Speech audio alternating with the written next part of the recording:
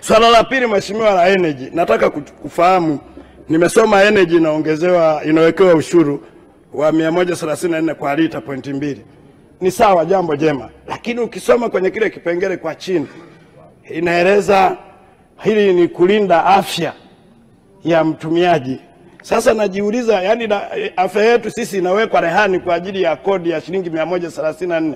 Hapana, kama wataalamu mmeshachunguza, na nimesikia mchangiaji Mama Salim alisema energy ni tatizo. Ni kweli, sisi wote humu ndani ukichoka ukisitua ka energy kidogo nguvu zinarudi. Sasa kwa watoto wenye miaka 10, miaka 8, 7 na wenyewe wanabugia energy tena mpaka 3. Tunataka kutengeneza watu gani sasa? Sasa mimi niombe Mheshimiwa Spika, kama mmeshaona hili ni tatizo, tusiende kuweka kodi. Ni afadhali tuweke kama kilevi kwamba inaruhusiwa kunywa na mtu wa miaka kuanzia 18. Sisi tumeshakuwa sikrepa, hata ukinywa sawa.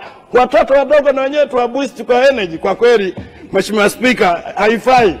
Na nyie mjaribu tu, sisi watu humu ndani tuna watoto. Chukua energy moja mpe mtoto wako, hata kama alikuwa anasizia, unaona anaanza na kwenda kucheza kwenye garden.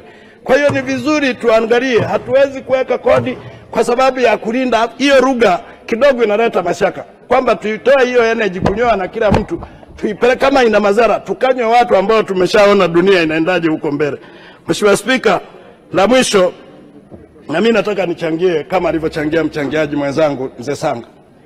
Tunafanya biashara ya magari. Ukiweka magari kwa kumlinda mtu anayeunganisha magari Dar es Salaam, hii ni kuua ushindani kwanza. Kwa sababu tunaenda kukopa kwenye mabenki. Ukienda kukopa leo unataka Mchina mmoja, wanakupa mwaka mmoja na nusu, miaka 2.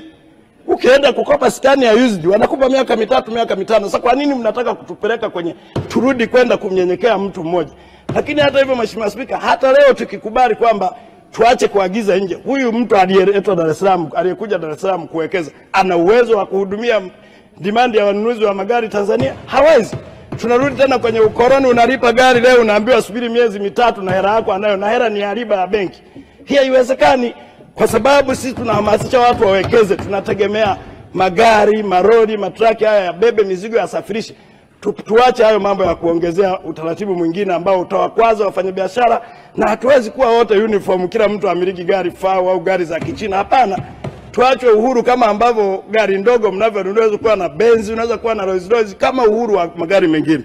Nikombe sana Mheshimiwa Waziri kwa hili ujaribu kuangalia. Mwisho Mheshimiwa Spika, Mkuu wa chuo cha Kilimanjaro Institute of Technology and Management kilichopo Mwenge jijini Dar es Salaam chenye ithibati na usajili wa NACTVET namba REG/ANE/029 anapenda kuwatangazia nafasi za masomo kwa ngazi ya diploma na certificate kwa muhula wa masomo utakaoanza Oktoba 2025 katika kozi za IT, Hotel and Tourism Management, Front Office, Business Administration, Accountancy, Procurement and Supply. Chuo kimebobea katika ufundishaji kwa njia ya vitendo na kimeweza kutoa wanafunzi wenye weledi. Wengi wameajiriwa ama kujiajiri, na kwa wale ambao wameamua kuendelea na degree wameweza kujiunga na vyuo vikuu bora hapa nchini na nje ya nchi. Pia kuna kozi fupi za computer application, graphic and design, video production pamoja na CCTV camera. Kwa maelezo zaidi piga simu namba 0717816034 au 0754864361. KITM, elimu na ujuzi kwa uchumi imara.